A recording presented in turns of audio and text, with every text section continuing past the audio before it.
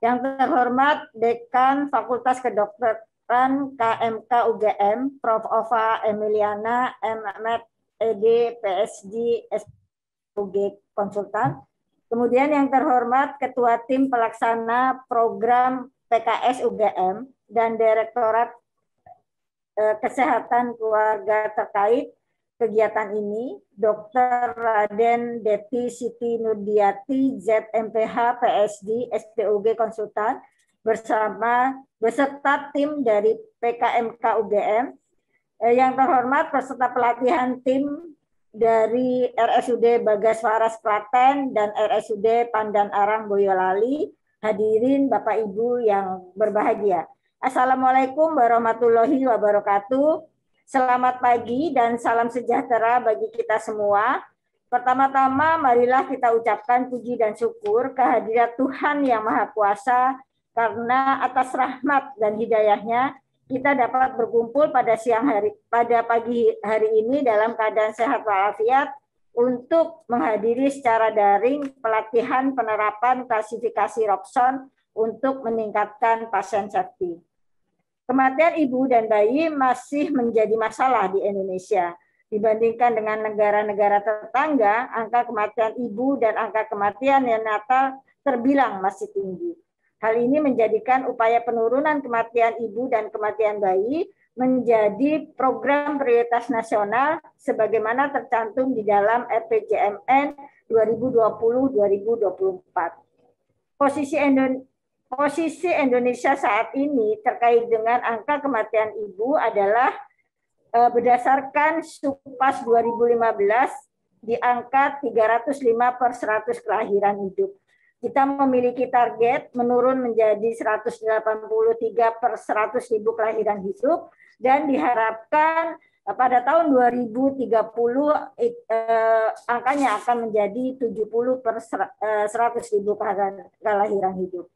Sedangkan untuk angka kematian bayi pada tahun 2017 berdasarkan SDKI adalah di angka 15 per 1000 kelahiran hidup dan diharapkan akan menurun menjadi 10 per 1000 kelahiran hidup. Dengan demikian artinya terjadi percepatan sekitar 7 per 1000 kelahiran hidup.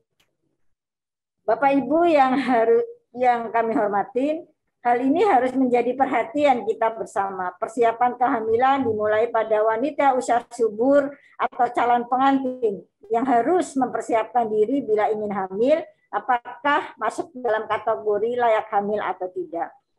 Pelayanan antenatal yang tepat serta rujukan yang terencana akan menghasilkan output yang lebih baik, tidak hanya bagi ibu, tapi juga bayi yang akan dilahirkan.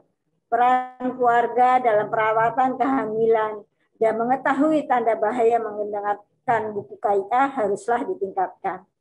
Bagaimana kita ketahui bersama, pasien safety atau keselamatan pasien menjadi salah satu penilaian dalam standar nasional akreditasi rumah sakit. Kepastian tempat lokasi, tepat prosedur, dan tepat pasien operasi salah satu dari 6 sasaran keselamatan pasien. Dalam kesehatan maternal neonatal, hal ini terkait dengan bedah sesio-sesaria. Angka SC di Indonesia mengalami peningkatan pada tahun 2012 sampai dengan 2017 dari 12% menjadi 17% berdasarkan SDKI 2017. Perlu kami sampaikan bahwa terkait dengan penggunaan klasifikasi Robson ini sudah dilakukan studi oleh JKN dan didapatkan bahwa sekitar 6,5% yang tidak sesuai dengan indikasi Robson.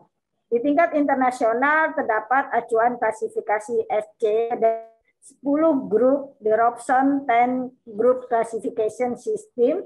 Metode ini dapat diimplementasikan di level institusi rumah sakit untuk pengambilan keputusan dan pengambilan keselamatan pasien atau pasien safety. Kami menyambut baik kegiatan yang akan dilakukan oleh UGM. Kami mengharapkan dukungan Bapak Ibu sekalian dari rumah sakit agar kegiatan ini berjalan dengan baik. Selain itu, kami juga berharap hasil kegiatan ini nantinya akan menjadi pembelajaran baik bagi Dinas Kesehatan dan rumah sakit lainnya di Indonesia. Demikian yang dapat kami sampaikan. Semoga acara ini dapat dan kegiatan selanjutnya dapat berjalan dengan lancar. Dengan mengucapkan Bismillahirrahmanirrahim, kami buka acara pelatihan ini. Semoga semua berjalan dengan baik dan memberikan berkah dan barokah buat kita semua. Boleh nggak ya kalau katakanlah ini direcording gitu kan? Ini bisa juga menjadi bahan pembelajaran untuk daerah lainnya setelah ini selesai ya proyeknya, sehingga ketika katakanlah kita melakukan diseminasi terkait dengan kegiatan ini akan lebih mudah lagi karena mereka udah punya bahannya juga gitu. Itu yang pertama. Kemudian yang kedua terkait dengan Robson ini kan pernah dibahas waktu itu dengan Pak Wamen, Pak Dante, Dr. Dante, dan juga kebetulan waktu itu saya punya kesempatan diskusi dengan direktur di BPJS, Dr. Mahlil gitu kan.